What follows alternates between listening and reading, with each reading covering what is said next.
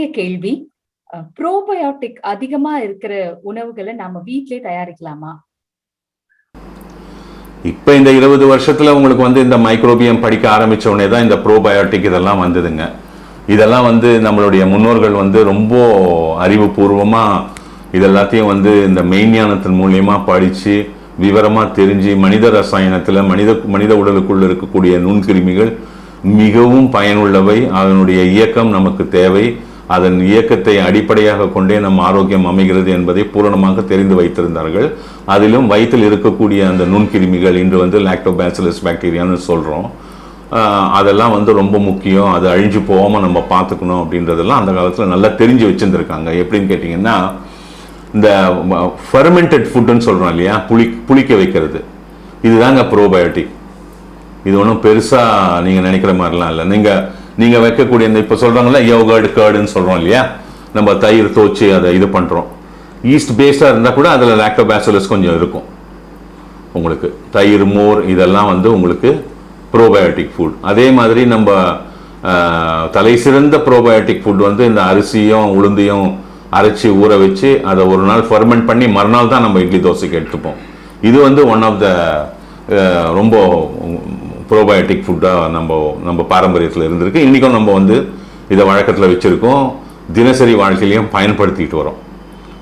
அதாவது இன்றைக்கி வந்து உலகம் மொத்தம் இருக்கக்கூடிய அந்த உணவுத்துறையில் இருக்கக்கூடிய விஞ்ஞானிகள் உலகத்திலேயே தலை சிறந்த உணவு இட்லி தான் வந்து முடிவு பண்ணிட்டாங்க. அந்த அளவுக்கு அந்த காலத்தில் அவ்வளோ அழகாக யோசித்து அதை பண்ணியிருக்காங்க. இது எவ்வளோ தூரம் பழமையானது அப்படின்றதுக்கு வந்து ஒரு ஆந்த்ரோபாலஜிக்கல் எவிடன்ஸ்லாம் நம்மக்கிட்ட இல்லை. ஆனால் இது வந்து ரொம்ப நாளாக நம்ம ரொம்ப ஆயிரக்கணக்கான வருஷமாக பயன்படுத்திட்டு வரக்கூடிய ஒரு முக்கியமான அந்த ப்ரோபயோட்டிக் ஃபுட்டுன்றது வந்து இந்த அரிசியும் உளுந்தையும் அரைத்து ஒன்றிணைத்து அது கூட வந்து கொஞ்சம் அந்த குக்கிங் சோடா போட்டு அதை வந்து புளிக்க வச்சு நம்ம லைட்டாக புளிச்ச பிறகு தான் மறுநாள் தான், அன்றைக்கே நம்ம யூஸ் பண்ண மாட்டோம், மறுநாள் தான் எடுத்து யூஸ் பண்ணுவோம். இது ஒன்று. இது கொஞ்சம் ஜாஸ்தி புளிச்சு போனாலும் நல்லது தான். அப்போ அந்த புளிப்புத்தன்மையை போக்குறதுக்காக கொஞ்சம் வெங்காயம் பச்சை மிளகா போட்டு நம்ம அந்த ஊத்தப்பம் அந்த கல் தோசை அந்த மாதிரிலாம் பண்ணி சாப்பிட்றது எல்லாமே ப்ரோபயோட்டிக்காக உங்களுக்கு அமைஞ்சிடும். இன்னொன்று வந்து முக்கியமாக நம்ம ப்ரோபயோட்டிக்கில் பயன்படுத்தினது வந்து ஊறுகாய். இது ஒரு மிகப்பெரிய ப்ரோபயோட்டிக் உணவு. எப்படின்னு கேட்டிங்கன்னா, இன்னைக்கு இருக்கிற ஊறுகாய்களில் வந்து முக்கால்வாசி ஊறுகாய் ப்ரோபயோட்டிக்காக வராது. எங்கே வந்து உங்களுக்கு எண்ணெயும் மிளகாய் தூளும் வந்துடுதோ அது ப்ரோபயோட்டிக்காக அந்த அளவுக்கு இருக்காது, ரொம்ப கம்மியாக இருக்கும். 90% வேல்யூ போயிடும், 10% 20% கண்டிப்பாக இருக்கும் அதுலேயும்.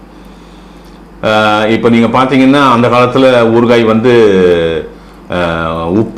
ஊறல் தான் சமையல் வகையில் ஊறல்னு ஒன்று இருக்குது, அந்த ஊறல் தான் ஊறுகாய்.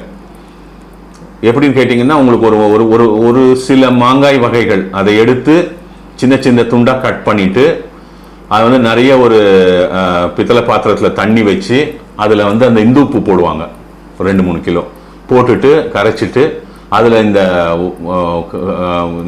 துண்டாக செய்யப்பட்ட அந்த மாங்காயை அதில் போட்டு ஊற வச்சுருவாங்க. ஒரு 3 நாள் ஊறின பிறகு அந்த தண்ணியிலேருந்து அதை வடித்து எடுத்துட்டு பனை ஓலை இல்லை கோரை புல்லினால் செய்யப்பட்ட ஓலையில் அதை காய வைப்பாங்க. ஒரு 20-21 நாள் காய வைப்பாங்க. அது முடமுடன்னு காயாது, ஓரளவுக்கு சாஃப்டாக இருக்கும் பொழுதே அதை எடுத்து ஒரு வாய் சின்னதாக இருக்கும், பானை பெருசாக இருக்கும், அதில் போட்டு ஸ்டோர் பண்ணி வச்சுருவாங்க. இங்கே வந்து எண்ணெய், இது வந்து ஊறுகாய். இங்கே வந்து எண்ணெயோ உப்பு உங்களுக்கு மிளகாய்த்தூள் வரலை, அதனால் இது வந்து ரொம்ப ஒரு மிகப்பெரிய ப்ரோபயோட்டிக் ஃபுட். அதே மாதிரி கிச்சிலிக்காயில் செய்கிறதும் அப்படி தான். கிச்சிலிக்காயெல்லாம் நல்லா கட் பண்ணிவிட்டு சின்ன சின்ன துண்டாக அதில் இருக்கிற ஜூஸ் எல்லாம் எடுத்துப்பாங்க ஒரு பாத்திரத்தில். அதை ஒரு பெரிய பானையில் போட்டு ஈக்குவலாக 2 மடங்கு தண்ணி ஊற்றி உப்பெல்லாம் நிறைய போட்டு 40 நாள் வெயில் அதை காய வைப்பாங்க அந்த பானையில் இருக்கிறத. அதே மாதிரி இந்த இந்த கிச்சிலிக்காயம் காய வச்சு 40 நாள் காய வச்சா அது உடையிற அளவுக்கு முடமுடன்னு ஆகிடும். அதுக்கப்புறம் அந்த கிச்சிலிக்காயெல்லாம் எடுத்து இந்த பானைக்குள்ளே அந்த தண்ணியில் போட்டுருவாங்க. 3-4 மாதம் ஆகும். இந்த காஞ்ச அந்த காய் வந்து எல்லாத்தையும் அந்த தண்ணியை குடித்து ஒரு சொட்டு தண்ணி கூட இருக்காது. அதுக்கப்புறமா தான் அது 6 மாதத்துக்கு அப்புறம் ஊறுகாயாக மாறும். அது வந்து ரொம்ப பெரிய ப்ரோபயோட்டிக் ஃபுட் உங்களுக்கு. அது வந்து டெய்லி ஒரு துண்டு வச்சுப்பாங்க எல்லாருமே. இந்த மாதிரி நம்ம பாரம்பரியத்தில் வந்து புளிக்க வைக்கப்பட்ட அதுக்கப்புறம் இந்த மாதிரி ஊறல் என்ற இதில் வந்து செய்யப்பட்ட ஊறுகாய்கள்லாம் வந்து மிகச்சிறந்த ப்ரோபயோட்டிக் ஃபுட்டாக இருந்திருக்கு, இன்றைக்கும் இருக்குது, இன்றைக்கும் பயன்படுத்துகிறோம். இன்றைக்கும் கிராமப்புறங்களில் இந்த கிச்சிலிக்காய் ஊறுகாய், இந்த மாங்காய் ஊறுகாய், எண்ணெய் வகைகள் சம்பந்தம் இல்லாத, மிளகாய்த்தூள் சம்பந்தம் இல்லாத ஊறுகாய்கள் இன்றைக்கும் நம்ம கிராமப்புறங்களில் செஞ்சு நிறைய ஸ்டோர் பண்ணி வச்சுருப்பாங்க. அதை சாப்பிடுவாங்க அவங்க.